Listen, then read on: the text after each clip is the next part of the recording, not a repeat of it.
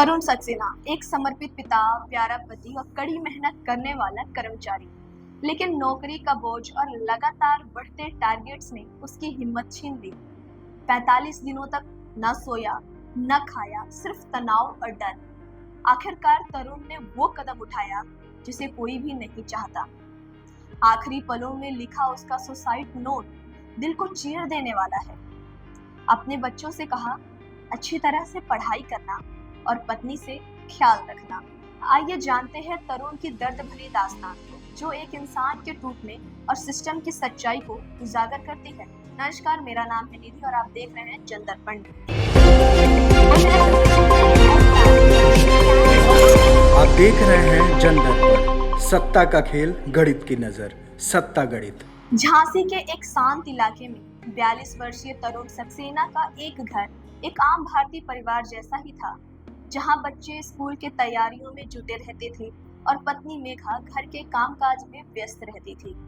Tarun Bajaj finance company में पिछले 8 सालों से एरिया मैनेजर के पद पर कार्यरत थे। बाहर से देखने में सब कुछ सामान्य लगता था, लेकिन इस सामान्यता के पीछे एक गहरी तकलीफ छुपी हुई थी। एक ऐसी तकलीफ जिसका अंत तरुण ने खुद अपनी जिंदगी को खत्म करके किया। तरुण के जीवन में सब कुछ ठीक चल रहा था, लेकिन पिछले कुछ महीनों से उनका जीवन बदल गया था। कंपनी के टारगेट्स ओरिएंटेड नीति, ऋण वसूली का दबाव और वरिष्ठ अधिकारियों का लगातार अपमान उनकी मानसिक स्थिति पर गहरा असर डाल रहे थे। उन्हें हर दिन एक नई बात सुनाई देती, टारगेट पूरा करूं या नौकरी छोड़ दो। तरुण के ऊपर कलेक्शन की जिम्मेदारी थी, यानी उन्हें अपने क्षेत्र से कंपनी के दिए हुए लोन की किस्तें वसूलनी थी। पर बाजार की परिस्थितियों, लोगों की समस्याओं और आर्थिक तंगी के कारण तरुण अपने लक्ष्य तक नहीं पहुंच पा रहे थे। हर दिन उनका तनाव बढ़ता जा रहा था। मैं 45 दिनों से सोया नहीं हूँ, मैं मुश्किलों से कुछ खा पी पा रहा हूँ।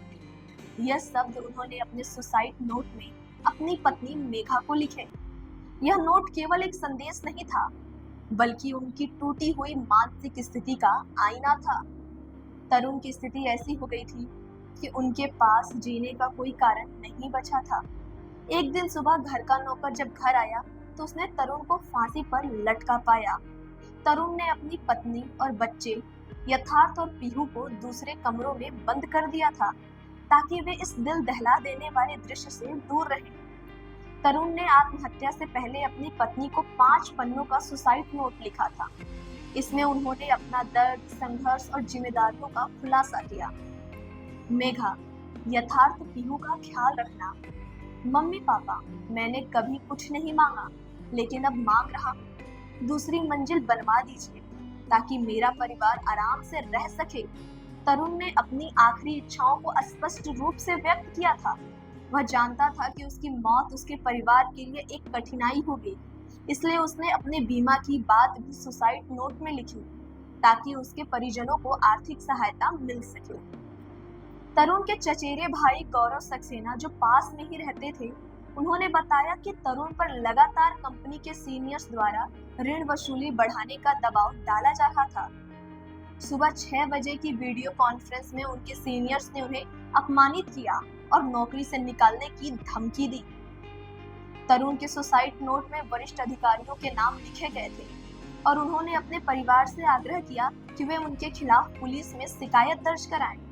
मेरे फैसले के लिए वे ही जिम्मेदार हैं, तरुण ने साफ शब्दों में लिखा था। इस घटना के बाद बजाज फाइनेंस कंपनी ने एक बयान जारी किया, जिसमें उन्होंने तरुण के आरोपों की जांच करने का आश्वासन दिया। कंपनी ने कहा कि जिन अधिकारियों पर आरोप लगे हैं उन्हें छुट्टी पर भेज दिया गया है, ताकि जांच निष्पक्ष हो सके। लेकिन यह आश्वासन तरुण के परिवार के लिए काफी न था। उनका परिवार अपने बेटे, पति और पिता को खो चुका था। तरुण के सुसाइड नोट ने इस बात को उजागर किया कि आज के कॉर्पोरेट वर्ल्ड में काम के दबाव और टारगेट्स और अपमानित करने की संस्कृति कैसे कर्मचारियों को मानसिक रूप से तोड़ सकती है। उनके सुसाइड नोट के ये शब्द हमेशा के लिए गूंजते रहेंगे। कलेक्शन में काम करना नर्क के समान है। मैं 45 दिनों से सोया नहीं हूँ। कर्मचारी भी इंसान है, भगवान नहीं। तरुण के इस आखिरी संदेश ने एक बड़ी बहस को जन्म दिया। क्या टारगेट्स ओरिएंटेड कंपनियां और अपने कर्मचारियों की भलाई के लिए जिम्मेदार हैं या सिर्फ मुनाफे के पीछे भाग रही हैं? तरुण की मौत ने कई लोगों को सोचने पर मजबूर कर दिया कि नौकरी की सुरक्षा और मानसिक स्वास्थ्य के बीच संतुलन कैसे बनाया जाए। तरुण तो अब इस दुनिया में नहीं है, लेकिन उनके सुसाइड नोट ने यह सवाल छोड़ा है कि आखिर कब तक कर्मचारी इस बोझ तले दबते रहेंगे और कब तक ये व्यवस्था उन्हें तोड़ती रहेगी। तो इस खबर पे क्या है आपकी राय, हमें जरूर बताएं।